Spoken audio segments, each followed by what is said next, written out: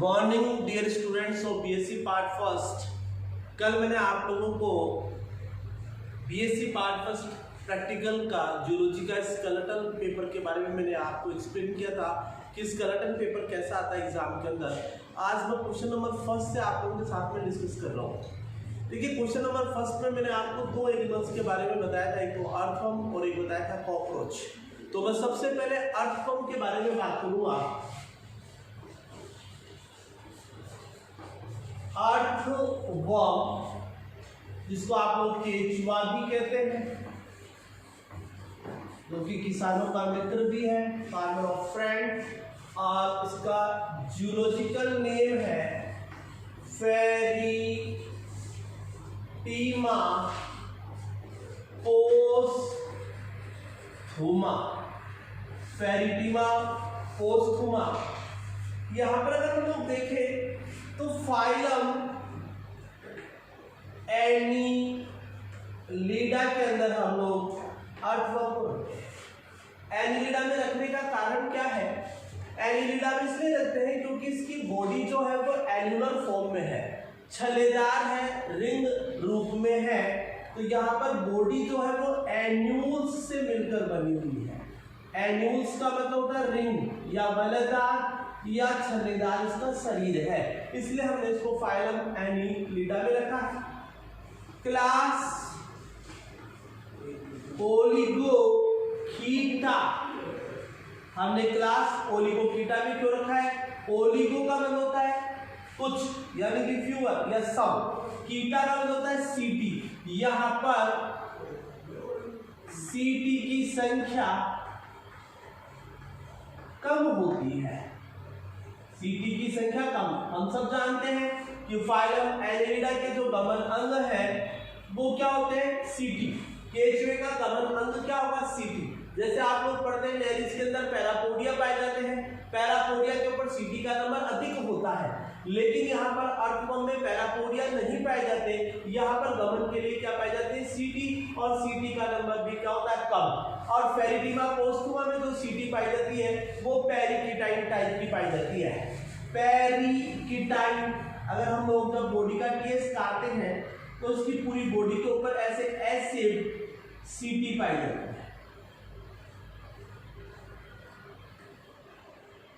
इस तरह की पोजीशन जो है वो क्या कहलाएगी? पेरिकिटाइन। इसको हम लोग क्या बोलते हैं? पेरिकिटाइन कहते हैं। जबकि लुम्ब्रिकस के अंदर ओक्टोकिटाइन कंडीशन देखने को मिलती है। अगर हम लोग लुम्ब्रिकस को देखें, अगर लुम्ब्रिकस की स्थिति देखें तो लुम्ब्रिकस का जब बॉडी का टीएस काटा जाता है तो उसके अंदर ऐसे ओक्टोकिटाइन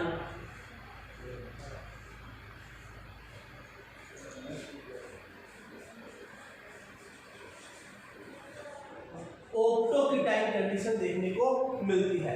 तो ये मैंने एक जनरल आप लोगों को बताया कि भाई अर्थवर्म का जूलॉजिकल नेम फेरिटीमा पोस्थुमा है, फाइलम एनिलिडा, क्लास ओलिगोखीटा में आता है।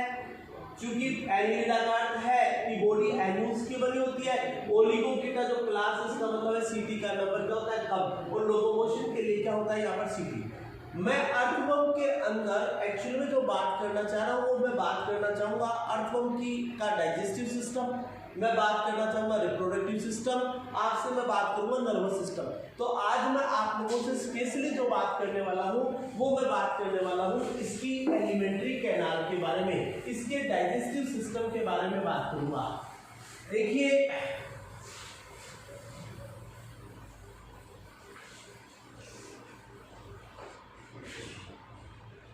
अगर हम लोग इसके डाइजेस्टिव सिस्टम की बात करें तो डाइजेस्टिव सिस्टम इसके अंदर हम लोग बताएंगे alimentary canal. Alimentary canal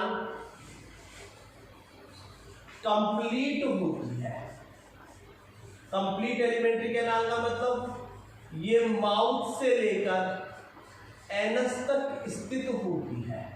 mouth से लेकर कहां तक स्थित होती है? एनस तक, यानी कि कंप्लीट। डाइजेशन जो है अब सेल के बाहर एलिमेंट्री कैनाल के अंदर हो रहा है, आप लोगों ने देखा होगा कि प्रोटोजोआ, पोरिफेरा, सिलेंट्रेटा में इंट्रासेलुलर डाइजेशन होता है। फिर सिलेंट्रेटा के अंदर सिलेंट्रोल कैविटी के अंदर डाइजेशन देखने को मिलता है, यानी एक्स्ट्रा सेलुलर डाइजेशन का ओरिजिन हो गया।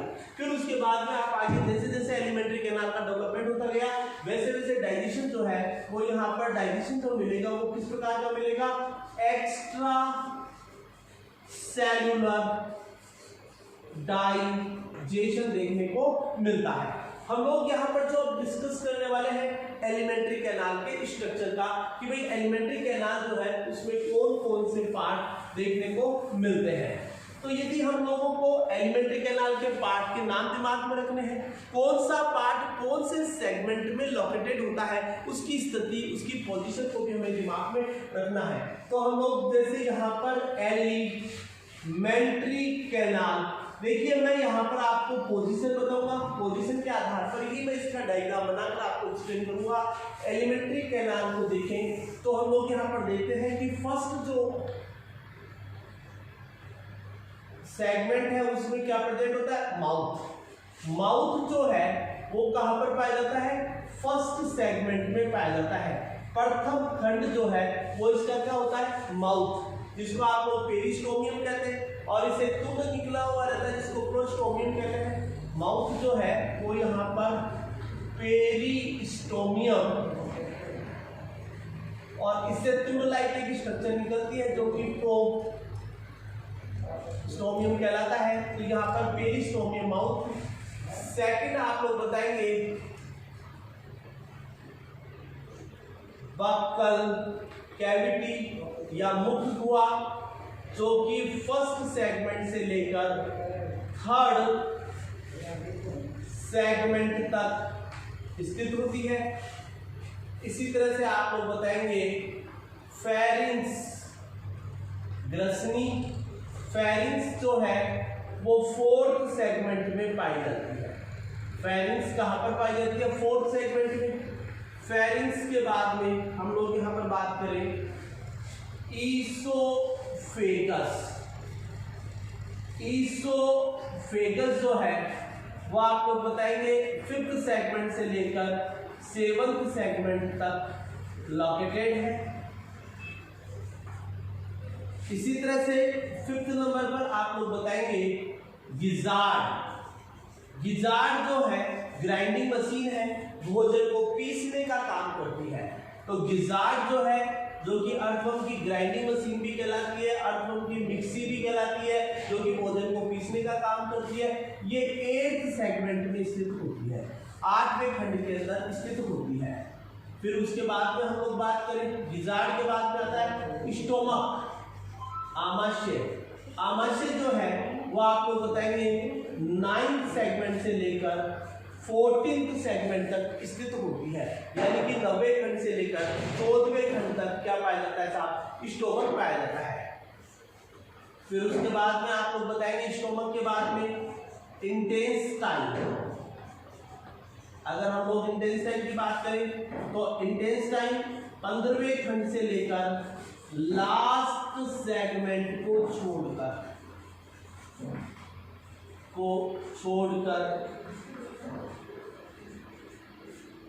शेष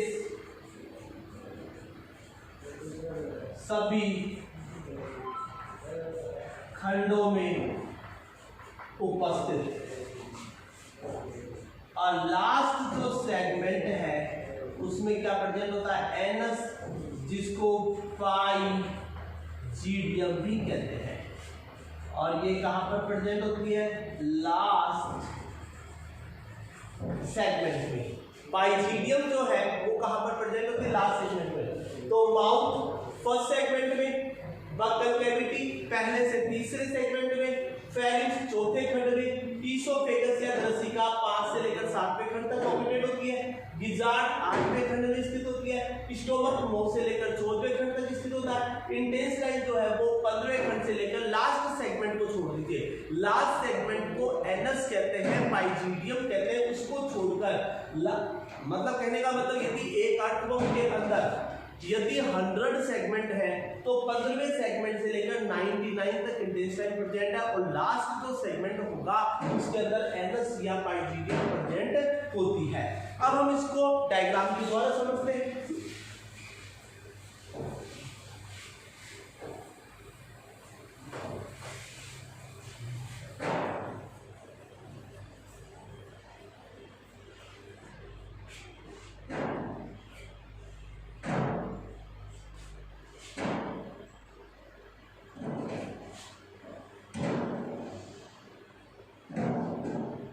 ये माउथ, ये बकल कैविटी,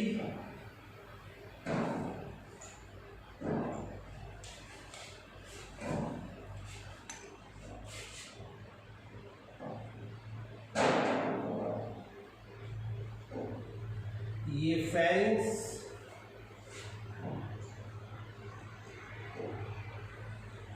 ये इसोफेगस,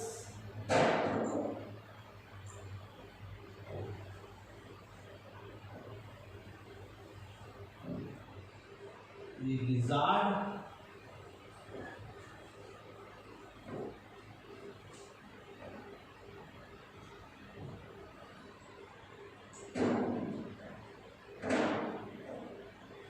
ये स्टोमक,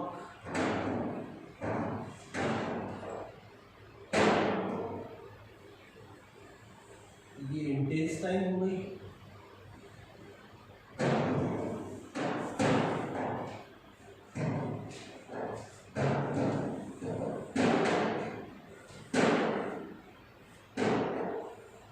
और ये 26वें खंड से इंटेस्टाइनल सीका निकलता है।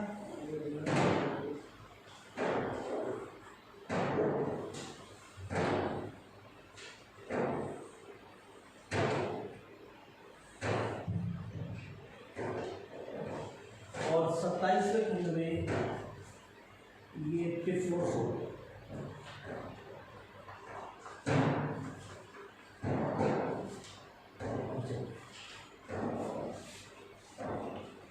ये कहलाता है माउथ, जो कि फर्स्ट सेगमेंट में है।